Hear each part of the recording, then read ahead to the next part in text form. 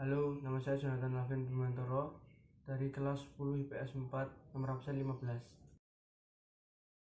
Perkenalkan, saya Patricia Yasmin Sukmawati, nomor absen 26.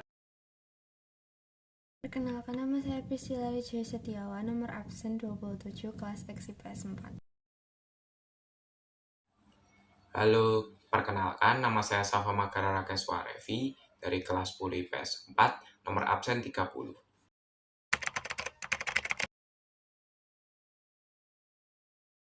Seperti yang kita ketahui, sejak pandemi ini berlangsung, kehidupan kita berubah drastis. Yang biasanya kita bebas kemana saja dan bertemu dengan siapa saja, sekarang dibatasi.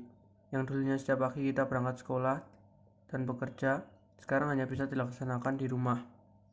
Pandemi ini mengakibatkan banyak sekali hal buruk bagi kita. Salah satu penyebabnya tentunya kelompok masyarakat yang masih saja melanggar peraturan-peraturan pemerintah. Seperti berpergian meskipun tidak dalam situasi genting, tidak memakai masker, menjaga jarak, melarang pemerintah memakai wilayah sebagai tempat isolasi, dan lain sebagainya. Selain itu, adanya pandemi ini mengakibatkan sulitnya mendapat pemasukan sehingga memungkinkan terganggunya kesejahteraan masyarakat, seperti kelaparan dan lain sebagainya. Hal ini sudah termasuk dalam masalah sosial. Permasalahan lainnya yaitu terjadinya kelangkaan obat, alat medis, dan APD seperti masker. Penyebab terjadinya hal ini yaitu karena jumlah ketersediaan barang dengan jumlah pasien positif COVID-19 yang sangat timpang. Kelangkaan obat terjadi karena obat-obatan yang dipakai masih merupakan barang impor yang tentunya ketersediaannya terbatas. Akan tetapi, di sisi lain, bila barang yang diperlukan tersedia, malah tidak dirawat dan disalahgunakan. Contohnya, penimbunan masker oleh para oknum nakal yang kemudian menjualnya kembali dengan harga yang tidak masuk akal. Kita tahu, dengan bekerja sama, segala masalah pasti akan terselesaikan, karena kita adalah makhluk sosial yang saling membutuhkan satu sama lain. Bekerja sama sudah terjadi bahkan pada zaman dahulu. Hal ini terbukti karena sejak zaman Hindu-Buddha, manusia sudah mengenal kerjasama. Hal ini bisa dibuktikan dengan adanya arca Amogapasa yang diberikan Raja Singasari sebagai hadiah kepada Raja Melayu untuk menjalin kerjasama melawan pasukan Mongol.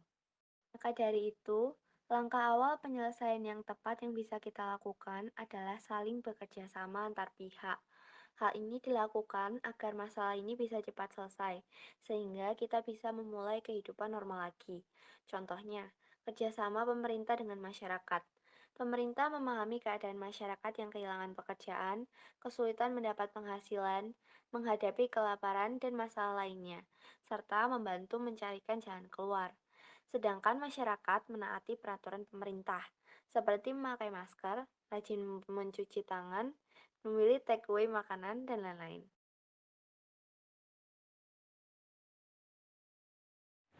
Tetapi seperti yang kita ketahui, dengan memakai masker sekali pakai, sering mencuci tangan, memilih take away makanan, dan lainnya membuat makin bertambahnya jumlah sampah yang menimbulkan pencemaran bagi bumi.